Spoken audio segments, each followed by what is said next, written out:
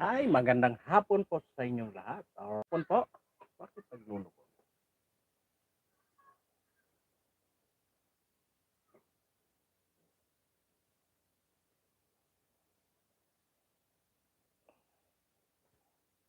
Magandang hapon. Oh yeah.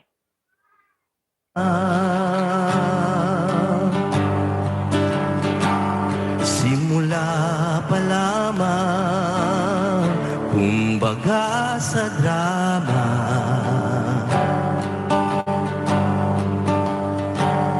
ang kinabukasan gaganda ang kulay, kung sangayon tayo sa tunay, nakalayan, pinaglalaban ng kalayaan, may kabayaran, nararapat sang pinuno, ang hinang bayan, masunuring puso, kung sabay-sabay nating mahalin ng tuntunin, makakamit na ng bansa ang tunay na layan. Tunay na layan. Malaya. Malaya ka ba? Alam niyo kung bakit? Kasi nagpabudol kayo eh. Kailan pa ba natin kung sinong kasangga sa masasama, sino ang mag-aadya, patago na tayong dinaya.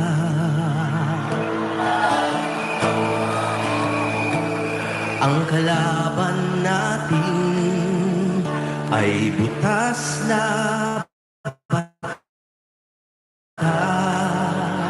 pati mambabatas, lambat na may takas, ang mga marahas.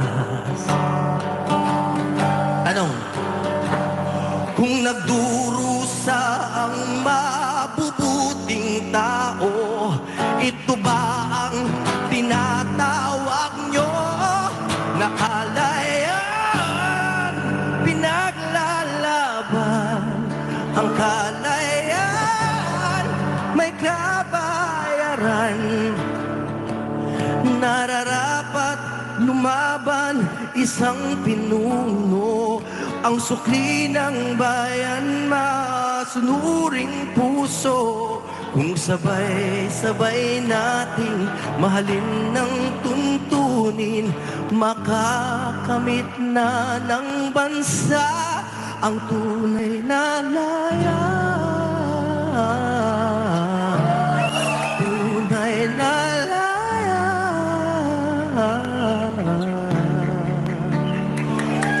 Lumaya.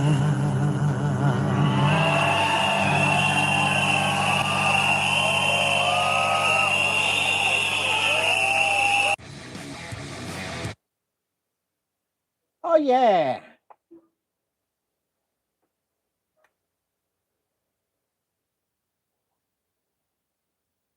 Yun oh. Magandang hapon po sa inyong lahat. Mapagpalang hapon po. Ayan, tumitilaok na hapon.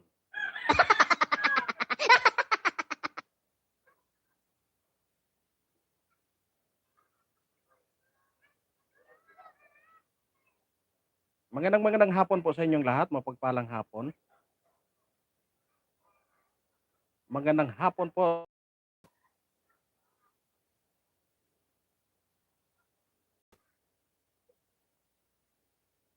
Aha. Ayan, mayroon akong ipapakita sa inyo, no? Yung mga kaganapan kahapon.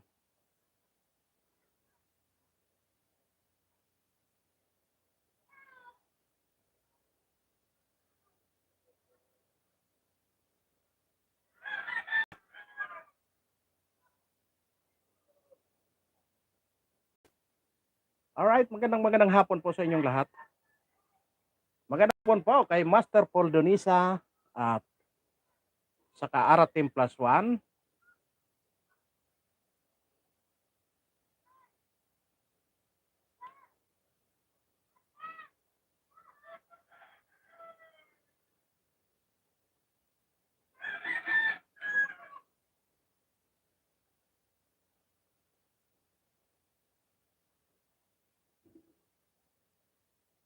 Magandang hapon po sa inyong lahat. Mapagpalang hapon. Ayan. Kita ba?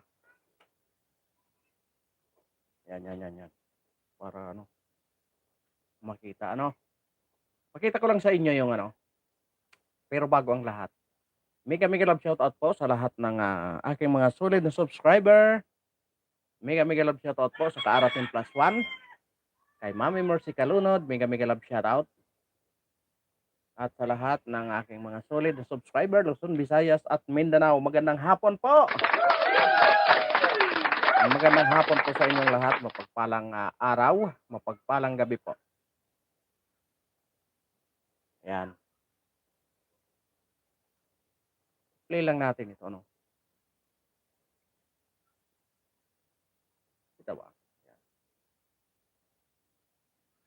Ang t-shirt na sumusuporta sa Maisog Defend the Flag Peace Rally ng mga supporter ni dating Pangulong Rodrigo Duterte. Dahil noong araw po, noong mga panahong nagdaan, wala pong pumipigil sa aming karapatan upang magpahayag ng aming mga hinaing. Kaya sa isang press conference sa San Juan City ay nagpaliwanag ang organizer sa aktibidad kung bakit hindi natuloy ang pagsasagawa ng mapayapang rally. Ayon sa co-convener ng grupo, nanggaling raw sa Malacanang ang pressure sa mga lokal na opisyal ng Bustos para pigilan ang event. Hinala ng grupo. Magandang hapon po sa inyong lahat. Kung makikita nyo yung mga pangyayari kahapon, parang bumabalik na yung panahon ng Marcelo. Pero iniiba lang nila yung mga tema, Iniiba na lang yung mga tema. Katulad nung mga panahon na yung pagpatalsik nila kay Irap Estrada, iba ang strategy nila, Itong pag-upo naman ni Gloria, ang ginawa niya naman is yung gawa ng nagkagulo-gulo na is ang ginamit niya naman yung state of emergency.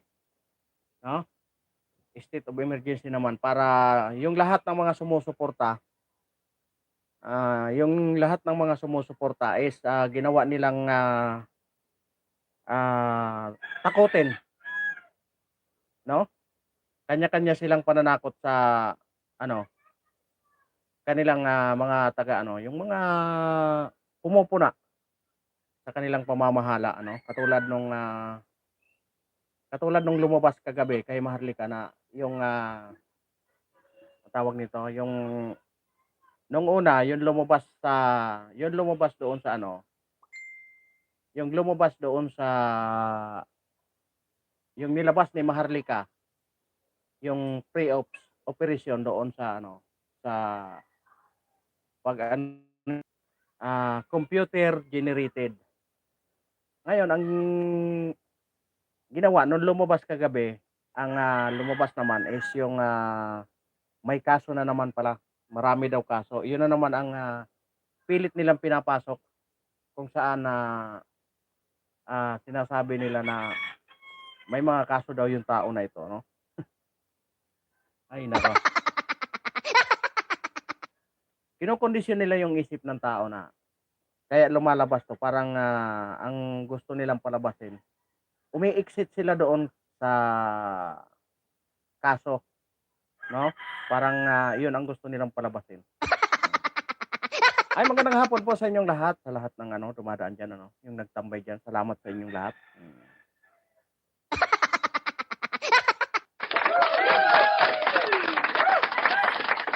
Ayan.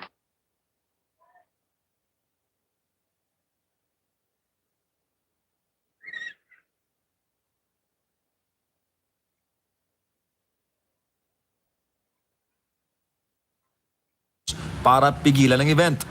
Hinala ng grupo, si Pangulong Bongbong Marcos mismo ang nagpapigil sa peace rally. Wala. Hindi gagawin nung nasa ibaba. Mafia talaga. Kasi nga, baka mag-launch na daw ng Marcos resign. O, di paranoid. Paranoid, di ba? Saan ka pa pupunta? Kung iyon naman talaga ang ano, kung iyon talaga ang dahilan. Oh, dahil nagkaroon ng ganyan, hindi ina-address ang problema ng taong bayan. Magandang hapon po sa inyong lahat. No? Bawat kasi problema dapat ina-address para hindi nagkakagulo-gulo ang ano, taong bayan ano. Oh, yung mga nagrarally na yan, sino ba 'yon? Halos karamihan naman yan, lahat yan ay bumoto sa kanya. Oh. Ano ko lang, ngayon, kung ito, mga nakarating din ito sa inyong mga lugar, nung bago mag-eleksyon, kasagsagan ng kampanyahan, may nag-ikot dito sa amin. May nag-ikot dito sa amin. Marami talagang ano, maraming as in, napakaraming taong naniwala kung saan talagang pumila sila. Nag-antay sila ng oras. Tapos ang binigay lang sa kanila stab. Dito sa amin, umalis sila sa amin dito para lang pumila. Mga alas 10 ng gabi, pumunta na silang pumila. Kasi nga ang ano nila, ang tawag nito, ang pangako daw sa kanila is yung ano, yung gold reserve ng Marcos administration na itinago. Uubusin na daw 'yon para ipamigay sa taong bayan. Kaya dito sa amin, napakaraming naloko dito. Pumila sila ng alas 10 ng gabi, nag-alis na sila dito alas 10 ng gabi, no? Umuwi sila mga alas 11 or alas 12 ng tanghali. Dahil sa napakahabang pila daw. Sobrang haba daw ng pila doon sa pinilahan nila. Nagluloko ang ano ko ang internet dito sa taas. Grabe ang sakripisyo nila. Pumila sila ng napakatagal na oras. Kumbaga, yung iba nga nagbao na taga rito kasi hinakot nila ng jeep ang ginagamit, ano? Tapos ang nangyari, ang binigay sa kanila, stab. Kasi nga daw, pag nanalo si McCoy Jr., yung gold na yon maibibenta na at mapupunta na sa kanila lahat. Napakahina ng internet to, ano? Dinig nyo ba nga? Dinig nyo ako? Ang nangyari, nabudol sila. Hanggang ngayon, binubudol pa rin. Hindi sila maniwala. Kita nyo pang ano yan, pambubudol sa tao, ano? Unang-una dyan, yung pinangako na 20 ang kilo ng bigas. Saan na? Where na? 20 pesos ang kilo ng bigas? Ang sagot ng iba, di wow. No? Saan ka makakita niyan? 20 pesos ang kilo ng bigas. Pumunta ako doon sa ano, may isang yung kadiwa na binibintahan nila ng mga murang gulay daw, ano? May pinuntahan akong isang kadiwa dito sa malapit sa aming lugar. Yung kadiwa na sa presidente daw yan. Ewan ko kung sinong presidente. Baka presidente ng homeowner. Pumunta kami kasi mura daw ang gulay. Nawawala talaga yung ano, nawawala talaga yung aking live. Mura daw yung ano, mura daw yung gulay doon sa sinasabi nilang kadiwa. Di pumunta ako doon, tiningnan ko yung presyo. Yung bigas, 39. Sabi ko, mura ang, ito siguro yung sinasabing 20. Nagkamali lang, mag-plus lang pala ng ano, 19. Tapos matry nga, bumili ako ng 5 kilo.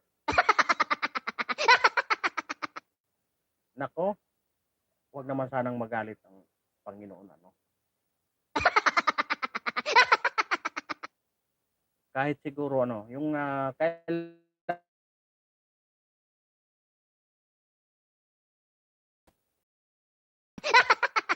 wag naman sanang magalit sa akin, no. 39 po ang kilo. Tapos yung mais is 55. 55 ang kilo. O, di ba? Tama pa. 55 ang kilo ng mais. Ang sa palengke is 45 hanggang 50 ang kilo. Di ba? Mura daw ang kadiwa. Mumurahin ka pag nangulit ka. Yung baboy is 340. 320 lang dito sa palengke. Yung pitsay is, ang kilo is, 50.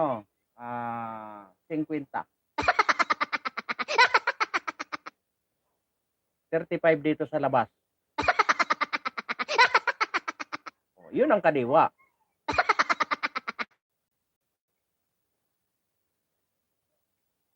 Gawin nung nasa ibabayan nang walang matinding utos sa itaas. Samakin po ninyo dumaan sa Lieutenant Colonel. Pababa po sa Police Staff Sergeant. Sino kaya yung nasa likod ni Lieutenant Colonel? Malamang, it must be the Provincial Director. Ang tanong, sino kaya yung nasa itaas ni Provincial Director? It must be the Regional Director and so on. So ang pinakadulo po nito, tatama po to doon sa tinatawag na pinakamataas po sa kanila. At sino po yan? Sino po yan sa tingin? Pag galing sa Provincial Director, siyempre yung sino ba ang nasa NCR?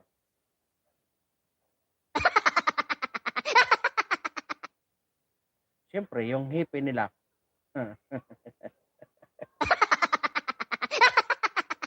Sino ba ang Chief of Police? Sino ba ang anong tawag nito? Siyempre uutusan niya yung Provincial Commander. Ay, naloko na. Naloko na tayo. Sinong mag-uutos noon sa pinakamataas? Siyempre, yung mga pulis, hindi yan gagalaw pag walang utos. Alam niyo kung bakit? Minsan pumunta ako ng nagkaroon ako ng problema minsan. Sa may parting nagluloko ang Hinold up ako noong araw. Ngayon, alas 4 ng madaling araw. Paggising ko, paggising, punta ako ng presinto, tulog yung mga pulis. Ngayon, sabi ko, magre-report ako kasi hinold up ako. Sabi ko ganyan. Sabi niya, saan sir? Sabi ko doon sa ganitong street. Malapit doon sa may Banawi area. Ngayon, sabi sa akin ng pulis, bumalik ka doon, alamin mo kung sino ang kung sino ang nag-hold up sa'yo. Diba, no? Magaling, diba? Sa sama ng loob ko, nasagot ko tuloy sila. Sabi ko doon sa pulis, sir, yung sinasabi, nawawala talaga yung internet dito sa hindi yata masagap. Pambirang buhay na yan. Nagalit pa sa akin yung pulis. Kasi sabi niya, ba't mas marunong ka pa sa akin? Ako ang pulis. Sabi pa sa akin. Sabi pa sa akin ng pulis. Sabi ko, kaya ako nag-report sa inyo kasi armado. Armado yung nang hold up sa akin, tinutukan ako. Ngayon, gustado yung nang hold up sa akin, tinutukan ako. Ngayon, gusto ko lang mabawi yung lahat ng ID ko. Kasi natangay lahat ng gamit ko. Wallet ko, natangay lahat. Ngayon, kung pababalikin mo ako doon at alamin ko kung sino ang nag-hold up, ba't pa ako pupunta dito sa'yo? Ba't pa ako mag-report dito sa'yo? Pag nasolve ko yung sarili kong problema, mag-report ako. Di, ano mo pa yon? Credit mo pa yon. Galit na galit sa akin yung pulis. Paano ba namang hindi magalit sa akin eh? Inistorbo ko yung kasarapan ng tulog nila. Naka-aircon eh. Oh. Kaya di ba no? Paano natin masabi na kung walang utos yung taas, hindi gagalaw yung baba? Di ba? Ganun naman talaga eh. Minsan, may kaibigan akong pulis, sabi niya, ay ba't ako magtatrabaho? Kung hindi naman nagtatrabaho yung taas, di ba? Oh. Ninyo. Ito po ay ang presidente ng Pilipinas. Si BBM. Saan pa ni Pilosopo, bakit raw yung mga makakaliwa ay Ay, siyempre yung sino ang porsigido na magurgor yung isiminay? Di ba yung tatlo doon sa yung tatlo doon sa Kongreso? Oh, eh, siyempre, paano kayo maghinanakit doon? Kayo, kalaban kayo ng gobyerno, kaya dapat napigilan kayo. Kakampi kayo, dati. Ngayon, kalaban na kayo kasi banta na kayo sa gobyerno. Banta na kayo sa susunod na eleksyon. Alam niyo naman 'di ba, malapit na ang midterm election. 1 year lang. By October, magpa-file na ng mga candidacy yung mga senador, ano? Yung mga re-electionist, magpa-file na ng candidacy sa October ba o November? Oh. Siyempre, yung mga sip-sip doon sa presidente, para makuha doon sa kanilang partido, yun na yun. Oh, 'di ba? 'Di ba nung pangulo si President Duterte, lahat nasa kanya. Mm. Kasi may pakinabang. Ngayon wala na silang pakinabang kay President Duterte. O dito na naman sila kay Makoy. Dito na naman sila kay Day.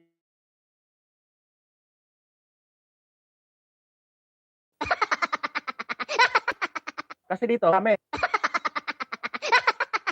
Biruin mo, umuulan ng grasya. Mm. Kung saan alam niyo yung ibang politiko yung iba lalong-lalo na yung mga hunyango. Parang mga linta 'yan. Kung nasaan yung maraming dugo, maraming masisip-sip, nandoon yan sila. Oh, anong gagawin? Oh, kayo hindi kayo mga sip-sip. Tiis tayo. Ay, ganoon talaga ang buhay. O di yo. Hindi tayo yun.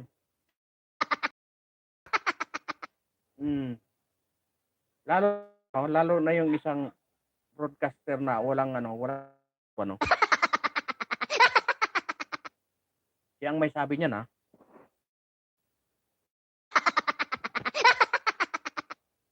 Maraming biruin mo yung pinanggalingan niya na istasyon, padabog-dabog pa. Ay, magandang hapon po sa inyong lahat.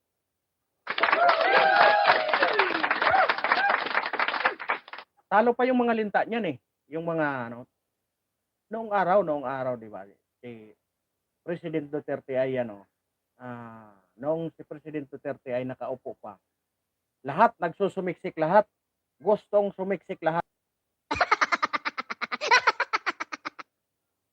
Siguro kung si President Duterte ay mataba, siguro pagkatapos termino niya para na siyang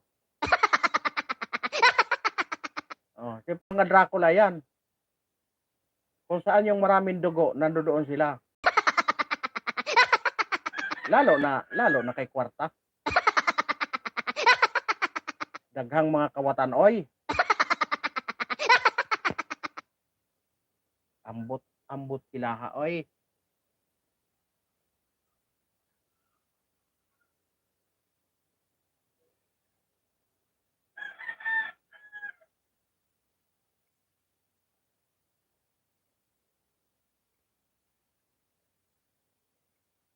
Grupo ay hindi naman kalaban ng pamahalaan at ang nais lamang nila ay manawagan sa administrasyon.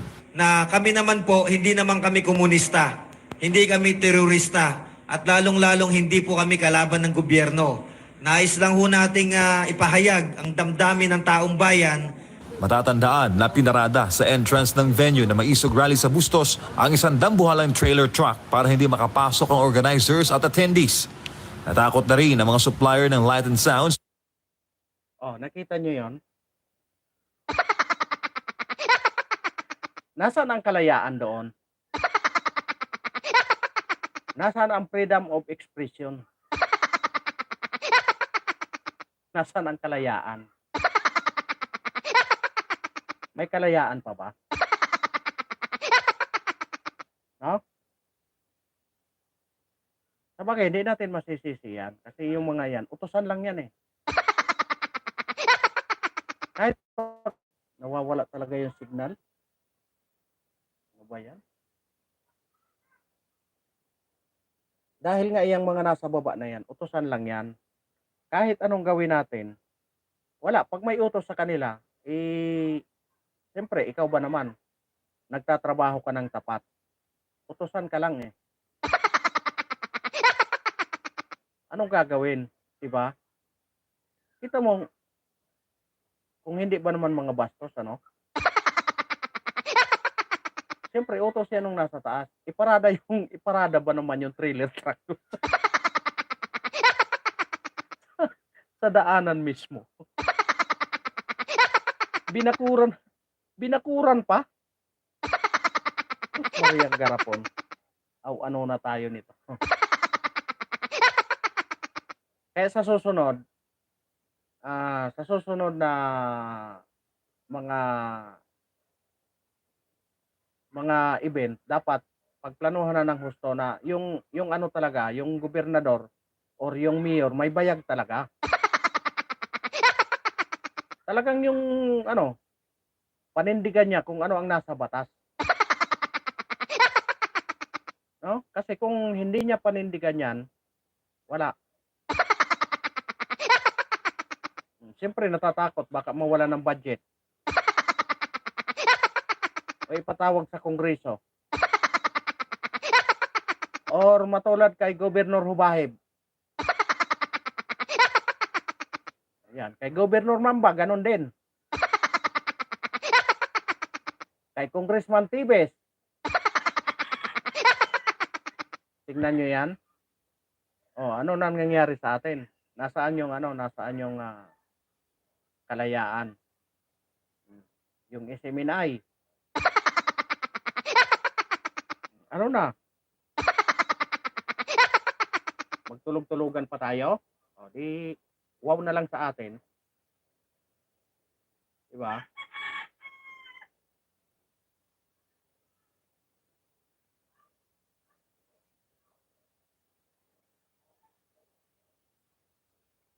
sounds na magpunta dahil sa matinding pressure. Dagdag pa ayon sa organizers ang pagpapahirap ng local government sa kanila na makakuha ng permit kahit hindi na ito kailangan. Hindi naman kasi pag-aari ng gobyerno ang venue kundi isang pribadong lote. Ito pong rally natin na peace rally na isasagawa, pinirwisyo talaga ng mga durobo. Kitang-kita po natin yan kasi nagtulong-tulong sila mula munisipyo hanggang PNP. Sino ba dulo? Grabe naman ito si Pilosopo. Apelyido mo pa lang ano na talaga hindi na. Grabe naman na durobo yan.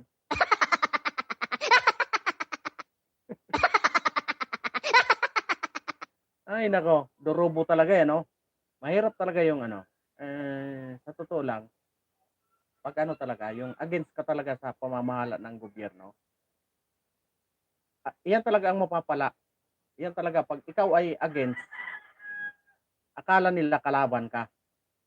Hindi nila alam na iyon ang pupwedeng magpaganda. Ano na yan? Kasi ang hinihiling lang naman nila yung malayang pagpapahayag ng kanilang mga nararanasan. Kung titingnan nyo ng isang nakaupo, kung titingnan yan sa isang positive side, hindi naman talaga kalaban kung tutuusin. Para lang mapaganda yung pamamahala, no? Tulong pa nga yun kung tutuusin tulong pa yun sa nakaupo. Niya pagagandahin yung serbisyo sa taong bayan. Kung talagang serbisyo ang gusto niya. Kasi kung talagang serbisyo ang gusto niya, pakikinggan niya dapat yung mga ganyan na komento. Wala Siyempre, yung mga adviser, baka mawalan sila. Pwede ngang magiging advice yan yung mga ganyan O, kita mo, hindi ka na magbabayad ng adviser pa. No? I-address mo na lang kasi sinasabi na nila kung ano ang problema ng taong bayan Ba't ka pa kukuha ng adviser? Ayan na nga, sinasabi na nila ang problema Nilalabas na nila. Ngayon, ayaw nilang sabihin kasi ayaw nilang mapulaan. Ganun lang kasimple. Kasi ang mga advisor talaga sa totoo lang, hindi naman yan magsasabi ng hindi maganda Lahat yan maganda ang sasabihin. O ito ang gawin mo kasi ganito yan, maganda yan. Hindi katulad nito, yung mga programa nila, kinukontra kasi mayroon namang mas maganda talaga Oh. Bakit hindi tingnan ng pamahalaan na ito? Na kung talagang, pwede naman tingnan para makikita kung talagang totoo ang kanilang mga sinasabi. May mga advisor siya, bakit hindi niya pababain? Para malaman kung totoo. Bakit hindi siya makipag-dialogue dito? May mga advisor. Ni Marcos Jr. Dapat yan ang gawin ni BBM. Lahat ng kumukontra sa kanya, dapat ipatawag niya. Kasi libre advice na yun Diba? Nakatipid na siya sa advisor. Internet na ito. Grabe pa, walang internet. Pati internet talaga nagurgur na. Ganun ang ginagawa siguro pag alam na kalaban. No? Dapat wala talagang advisor na siguro walang advisor na matino ito si BBM Kasi kumpara sa akin kumpara sa akin, ipatawag ko lahat yan. Ano ba ang pinaghihimutok nyo? Bakit kailangan yung ilabas sa kalsada yan?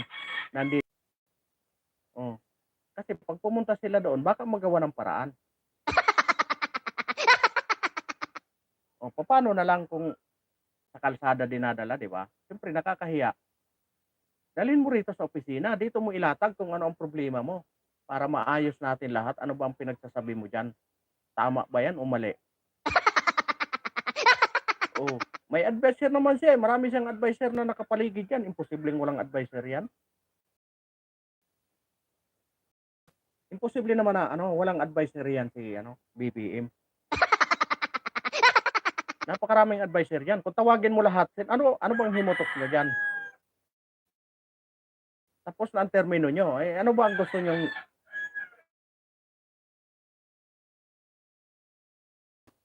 ano ba ang gusto niyong gawin ko? Oh, bayaan niyo akong ano, dumiskarte kung anong problema ko. Kung anong problema, antayin niyo ako. Walang away. Eh, ang problema kasi, iba ang sinasabi, iba ang ginagawa, lalong-lalo na pagdating doon sa Kongres. Naku, isipin mo 'yon. Pag sumagot ka ng alanganin, kulong ka. O, 'di ba? Nakita niyo yung sa SMNI, nagtanong lang, anong nangyari? Kulong. Hindi pa nakulong.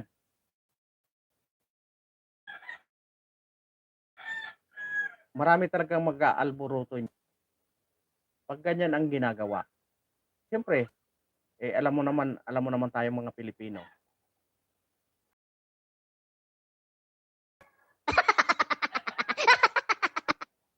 Lalong nanggigigil yan kaya lalong dumadami tuloy yung ano, lalong dumadami tuloy yung na na disgusto. Lalong-lalo na yung ano, maraming nasasaktan siyempre ang mga Pilipino kasi ang mga puso niya napakalalambot ng mga puso niyan. Pag nakikita nila na may naaapi, naaawa yan. Eh pag tumagal ng tumagal yan, baka isa yan sa maging mitsa. Matapos ang mo BBM. Yan. PBBM ano? Kaya dapat mag-ingat ka lalong-lalo na yung mga alipuris mo doon sa ano, doon sa Kongreso. Dapat mag-ingat kayo kasi baka iyon ang magpapahamak sa inyo lahat. Baka matulad ka doon sa tatay mo. Ay, Richelle, magandang hapon. Ah, malapit na akong matapos.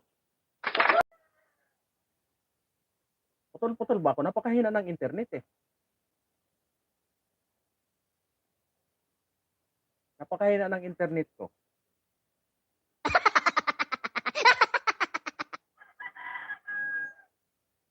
Nung isang araw, okay naman. O kaya nga, kanina pa yan, pag ganyan-ganyan eh. Ano ba yan? Pambihirang buhay na yan. No, yun lang yung gusto nating iparating dito sa mga ano, sa administrasyon na ito. Dapat iyan ang makatipid na sana kayo sa ano, sa adviser kung nag-isip lang kayo ng maayos. Kung iniisip nyo lang ng maayos, hindi nyo tinuturing na kalaban, hindi nyo tinuturing na kaaway yung mga ganyan. Bakit kayo rally ng rally sa kalsada? Naalala nyo ba yung ano, yung pagkaupo ni dating Pangulong Duterte? Yung pagpunta niya sa Kongreso, unang-suna niya, 'di ba yung ano, 'di ba unang-suna ni President Duterte. Sino yun yung mga nagrally sa labas ng mga talagang wala nang ginawa yung kahit sino ang presidente magrarally yun eh. Pero ngayon hindi ko nakikita na nagrarally ano, sila TD Casino. Hindi ko nakikita na nagrarally.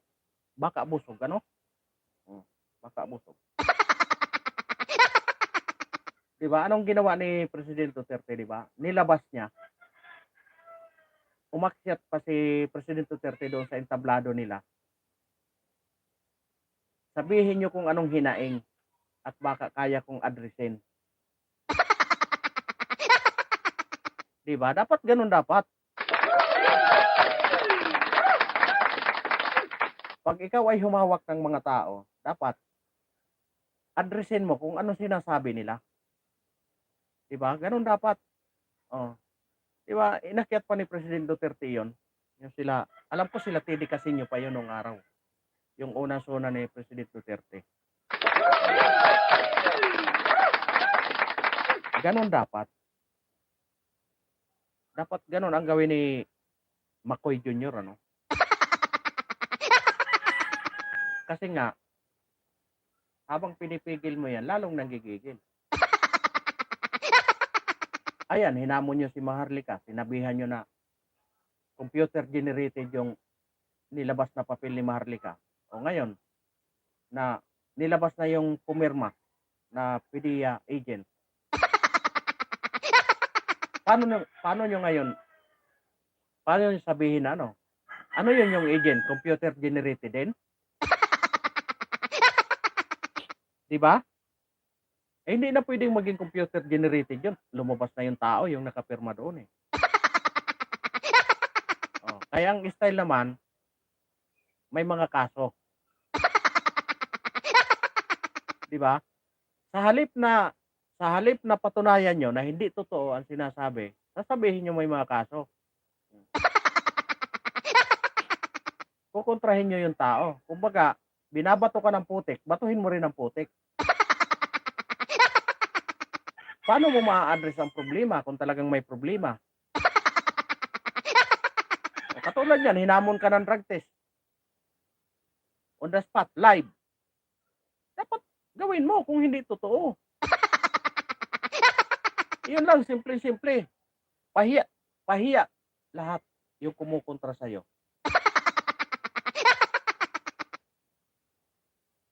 Lahat yan mapapahiya.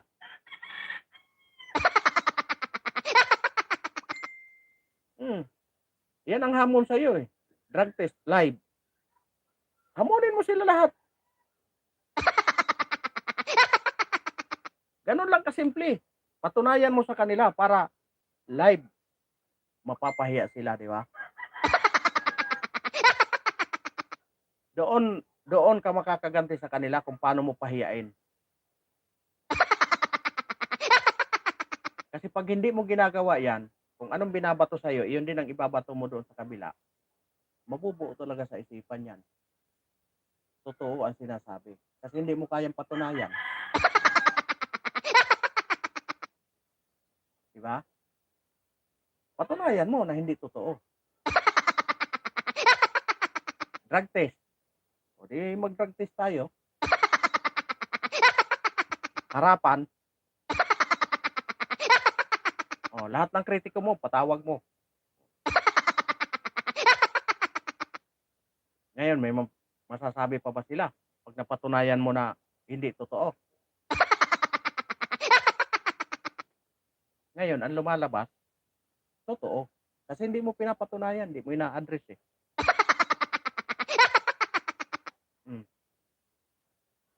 Nagawa mo nga ng 2 minutes eh. Diba? Tamsak. Marites.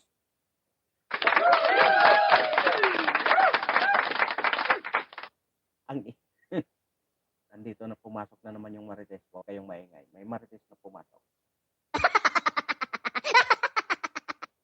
Oh, di ba? Kung ang hamon drug test, o di sige, drug test tayo. Sabihin mo lang, pag magpa-drug test ako, wag lang kamo sa drugs. Di ba? Musit. Yan. BBM. Pag sinabing drug test, o sige, drug test tayo, pero wag lang sa drugs.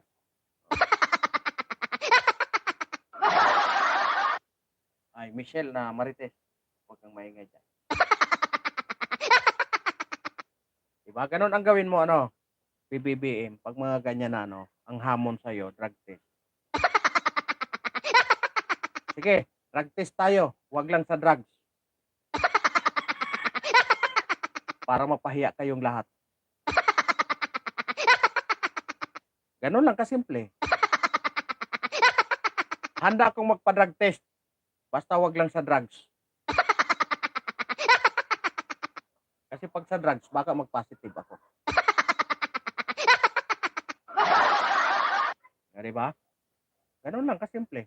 Ay, Michelle, patapos na ako. Ano daw? Bihira na ito. Marites ka tapos di mo alam. Di ba? Kasi nga ang problema kasi hindi kayang takasan 'yan. Dapat talaga harapin. Pag hindi mo hinarap 'yan, ang magiging implikasyon niyan totoo. Pero kung hamon sa'yo drug test, o sige live, drug test tayo. Magpapa-drug test ako, basta wag lang sa drugs. Kasi pag sa drugs, baka mag-positive.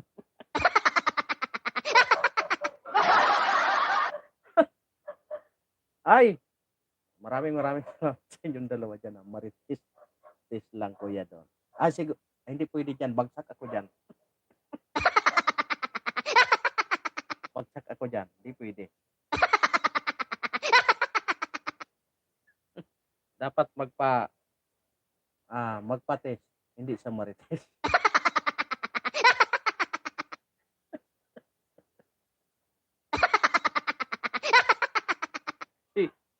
Katulad kagabi, dito sa tawag nito, yung sigurado bullshit, pumasok yung isang marites. Diba? Hindi, walang biro yan. Yung mga ganyan kasi, pag hindi na-address yan, yun talagang magiging implication, totoo lahat. O ngayon, di ba nanood kayo doon kung nanood kayo doon kay Maharlika, nung naglabas si Maharlika ng papel na galing ng PDEA na si Marcos Jr. daw ay positive daw. Daw nakita ng PDEA agent. Kinabukasan labas kaagad ng press statement yung PDEA. Hindi totoo yan, computer generated yan. O, di ba? Ngayon, lumabas kagabi yung agent. Nagpa-interview na. Hindi na nakatiis eh. Ano sabi ni wala pang sagot yung PDEA pala, wala pang sagot. Baka sumagot naman yung PDEA. Nako, yung in-interview na yan, computer generated. Yung agent na yan, computer generated. Dapat yun? Minion generated. Ayun na pala yun. Siguro matagal nang kilala yun ni Maharlika yung agent na yun kasi kung matatandaan nyo, 'di ba may nahuli daw doon sa na maraming mga pinagbabawal na gamot dito sa may Batangas area, no? Kung matatandaan nyo, na-interview na yun sa media na parang muro-muro yun. Yung pagkahuli. Parang magaling kasi marunong. Kagabi, pinapakinggan ko yung mga statement niya. Tinatanong ni Maharlika. Parang may katotohanan kasi kumbaga, nung inaano nila yung mga ebidensya na yon, 3 beses nilang nakita. Ngayon, siyempre, hindi pa yun makaano kasi binibuild up pa lang yung kaso na yon. Ngayon, nung na-build up na, mayroon na silang pre-op. Nung nakita nung pinakamataas sa kanila, pinigil. Ops, tika muna. Big time yan. Hindi pwede yan, mayayari tayo. Ay, Chef J, magandang umaga.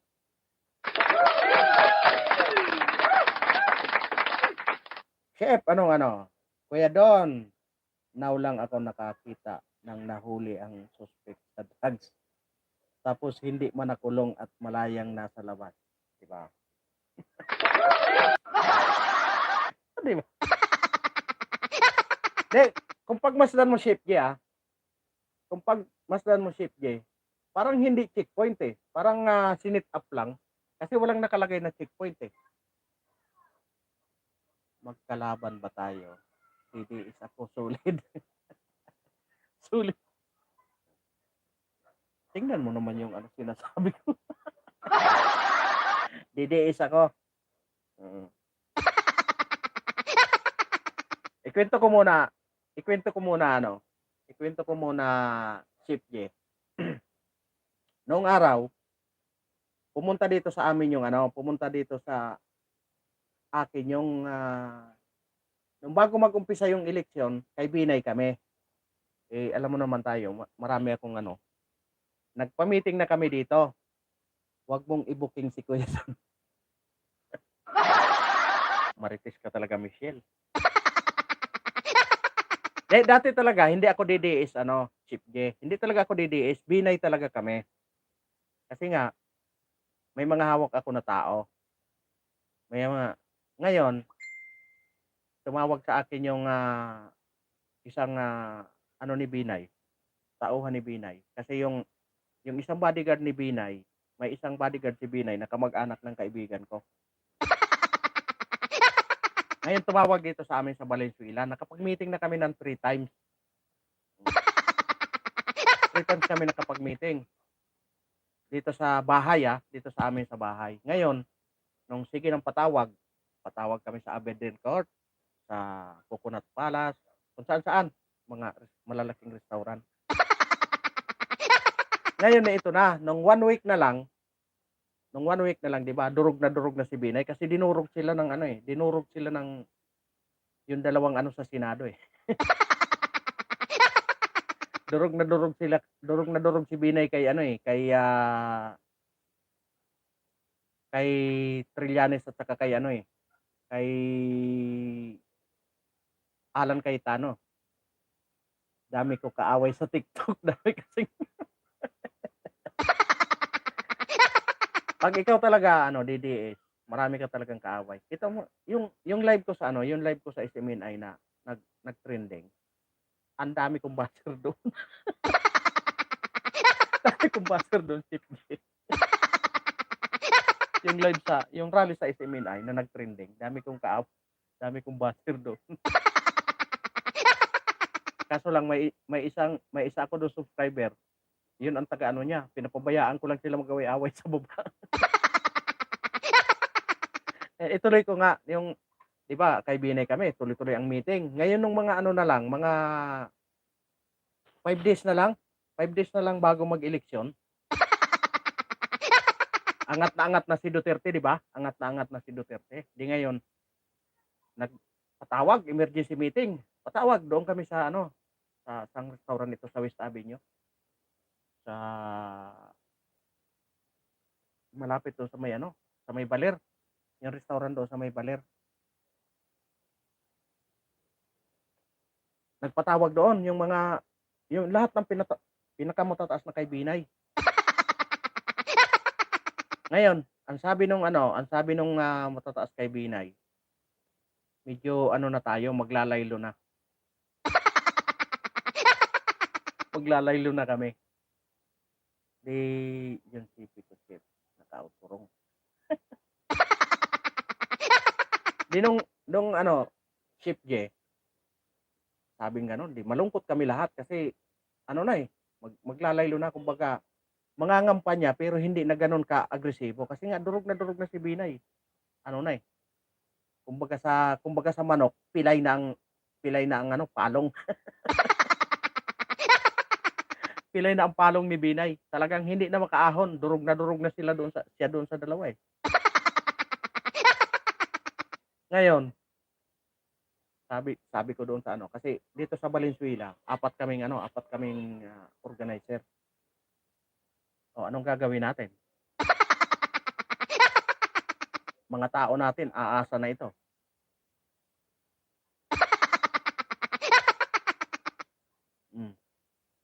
Sabi niya, sige, gawa ako ng paraan. Yung pinaka-head namin dito sa Valenzuela. Doon na kami Shift na kami. Pumunta na kami kay ano, dating Pangulong Duterte. Yan. Yan ang kwento ng ano namin. Una talaga Binay kami pero nung ano na, nag-Duterte na kami. Hanggang ngayon Duterte ako. Kasi yung mga adik dito sa amin ubos. Ayaw lang ng mayor namin na may maganyan. Ayaw lang na may matsugi. Sabi nga nung kaibigan ko dito na, yung naging hippie dito sa amin. Yung mayor nyo kasi malambot. Kung ako ang masusunod, ubos na yan. Ngayon, nung nawala si President Duterte, Fiesta dito sa amin. Di ba? Fiesta, siyempre, sino ba naman bangag ang presidente natin? Sabi nila bangag yun. Sabi nila bangag. Siyempre, yun ang ano, yun talagang pakikinggan. Di ba? Siyempre, bangag ang presidente. Siyempre, bangag din dapat yung mga kanyang mga constituent. Di ba? Kaya dito, simula ng naging ano ko dito sa samahan namin, pinipilit ko talaga na makontrol yung ano, makontrol na yung pumasok yung hindi taga rito sa amin sa loob. Para kahit paano makontrol ang bangag dito sa amin. Grabe na kasi yung mga ganyan kasi, sa totoo lang ano, makwento ko lang ano, konti. Yung mga ganyan kasi, di ba? Pag nakukulong yan, tungkol sa mga pinagbabawal na gamot, makulong yan. Siyempre, pagdating yan doon sa kulungan, kwentuhan na yan. Magkukwentuhan na yan doon. Siyempre, pag nakwentuhan, parehas sila ng kaso. Siyempre, pagdating yan doon, paglabas ko, imbitahin kita doon sa amin. Ganon ang nangyayari. Kaya, dumadami, kumakalat ng kumakalat. Ganon na. Kaya dapat talaga, tama yung, talagang nagustuhan ko yung ano na yun ni President Duterte. Minsan kasi, siyempre, hindi naman natin makontrol ang pagkakataon. May matsuchugi talaga. Pero, dapat managot talaga yung nakatsugi na wala naman talaga dapat sa ano. Wala naman talaga dapat. No? Yung talagang gusto lang lumaban, dapat iyon lang. Hindi naman tayo doon agree sa mga ganun na ano na. Basta't lumaban, siyempre, nasa delikado ka na, siyempre. Pag ikaw pulis, nandoon ka na sa peligro ka na, siyempre, idipinsa mo na ang sarili mo. Ganun talagang labanan. No? Kaya totally, yung mga ano dito sa amin, naubos, yung iba nagtakbuhan. Ngayon, pista. Araw-araw dito, Shift J, July morning. Kaya nga, siyempre, sabi nila, bangag daw yung presidente, kaya gagayahin din ang kanyang constituent. Ngayon, ang dami ditong zombie sa amin.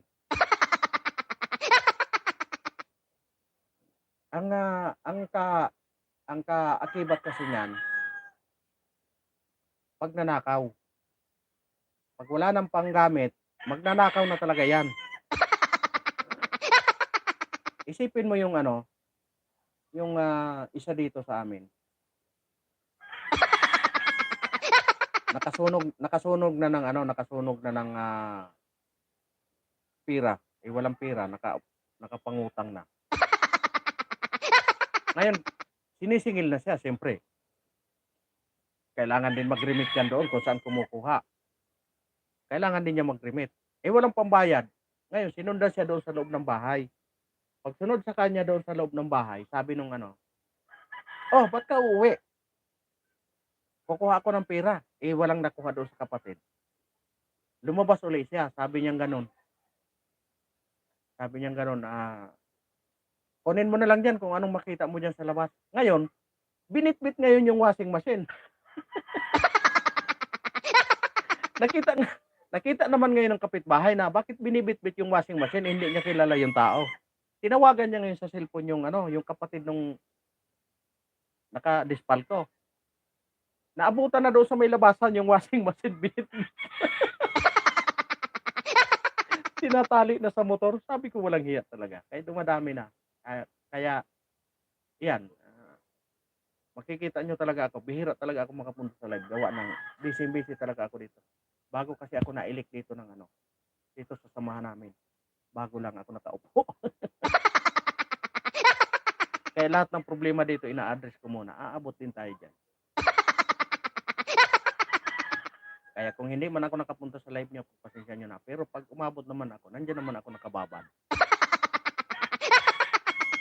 Ay, puro kayong pangiinggit dyan ha.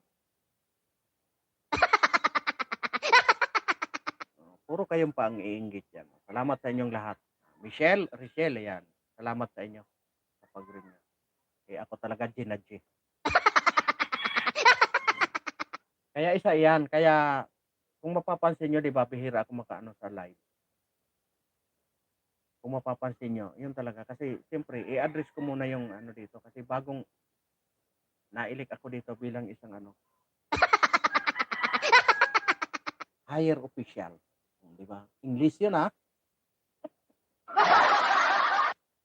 One of a higher official. Kaya talagang ano, medyo busy ako ngayon. Siyempre, ina-address nila yung mga problema dito. No? Ina-address ko muna bago ang lahat. Sana matapos sa lalong madaling panahon kasi napakahirap. Pero ano, magpipista dito sa ano namin. Katatapos lang yung pista sa buong barangay. Ngayon, ang pinakapista talaga dito sa amin is May 15. Ang sunod ko na project is makatapos ng pista dito sa amin is ano, magkaroon kami ng security para sa safety na rin ng lahat dito sa amin. Kaya medyo busy talaga ako ngayon. Pasensya nyo na. Alright, maraming salamat po at gabi na naman. Abangan nyo bukas. Dito may 2 entry. Anong may 2 entry? May 2 entry? Pista. Nung linggo, kapistahan dito sa ano, anong Sabado ng gabi, kapistahan dito sa buong barangay. Pero dito sa ano namin, yung chapel kasi dito namin is May 15. May 15 talagang pista dito sa amin. Kaya iyan ang ano, pinaghahandaan namin. Tapos sa susunod, may isa pa kaming project. Magkaroon kami ng gate at saka ano, security. Sana sa ano, tulong ng Panginoon. Gabayan tayo. No? Kahit maraming nagagalit. Ma'am Michelle, kailan ang pista ng mali-mali? May mali-mali ba, Ship J? Sino ba yun? Sino bang saint yun? Sinong santo yun? Yung mali-mali.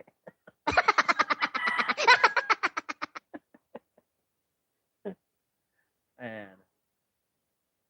Ay, Ship J, maraming salamat. Nagtambay ka dyan. Yaan mo at didiis tayo, no? Sulit tayo didiis. Pareho tayong dalawa. Siyempre, kahit saan man pinaglaban.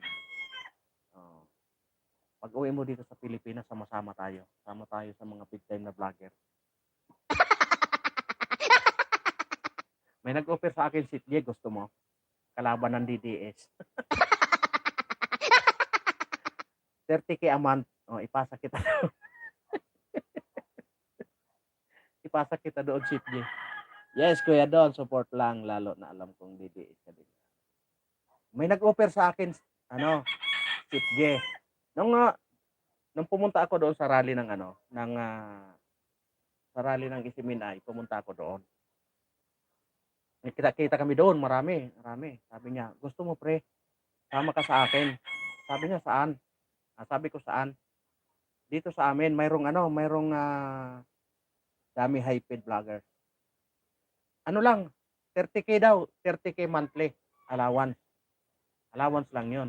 Ang tanong ko sa kanya, Ship J, pag nakasuhan ba tayo, sagot ba nila? Ay, yun ang hindi ko masasagot.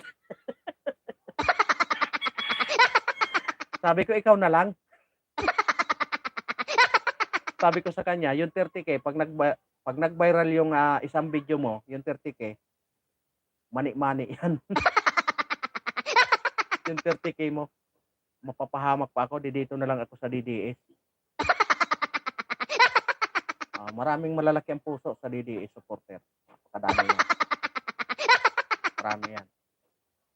Maraming salamat sa inyong lahat. Sipye, tapos na ako. May meeting ako ng 6:30. Yan, maraming salamat sa inyong lahat. Nard! Good morning, Nard! Patapos na ako, Nard. Maraming salamat sa inyong lahat. Richelle, Michelle, Nard, Chip J, Nard, patapos na ako. Okay po, Kuya Don, salamat. Ayan. Maraming salamat sa inyong lahat. Mapagpalang hapon. God bless us all. Salamat. Kwentuhan tayo sa ibang araw, Chip J.